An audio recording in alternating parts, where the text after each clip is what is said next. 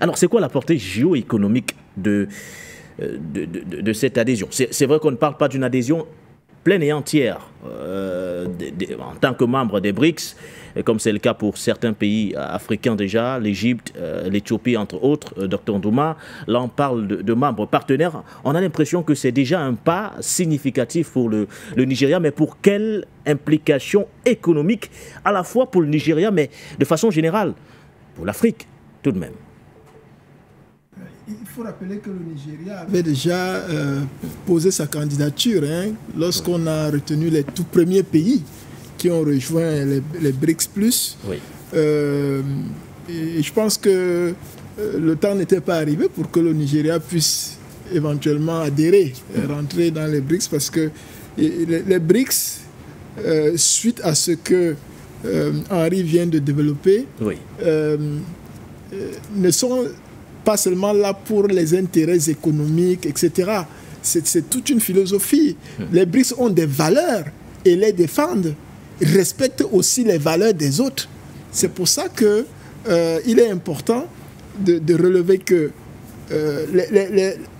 on va dire les premiers mois de la mandature du président Tinubu ne laissaient pas véritablement jaillir une philosophie claire du président nigérian. Oui. Parce qu'il avait on ne saisissait pas l'orientation. Oui, on ne saisissait pas l'orientation qu'il adoptait véritablement. Oui. Je suis parmi ceux qui cherchaient encore à identifier cette orientation-là.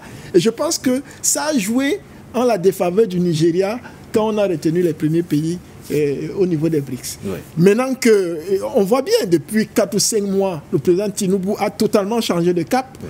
On voit sa diplomatie beaucoup plus active. Voilà, tout à fait. Des rencontres qui se sont multipliées à cet effet. Tout à fait. On se souvient d'ailleurs que plusieurs ministres nigérians se sont rapprochés de l'Afrique du Sud, qui est un membre à part entière justement des BRICS, pour obtenir le soutien de l'Afrique du Sud. Voilà. Et aujourd'hui, on a la concrétisation justement de toutes ces approches diplomatiques. C'est une très bonne nouvelle.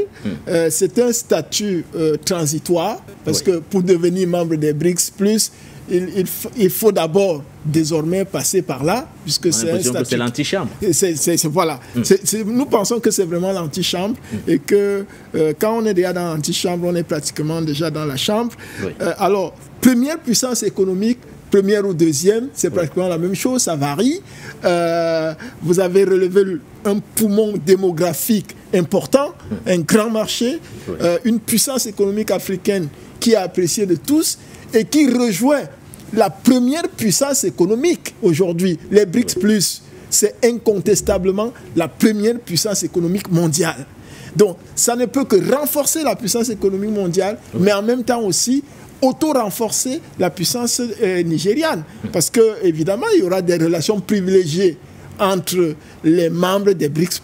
Le Nigeria va avoir beaucoup d'avantages, beaucoup de facilités qu'il n'avait pas s'il restait figé sur le premier pôle hégémonique que nous avons toujours décrit avec les États-Unis et leurs alliés.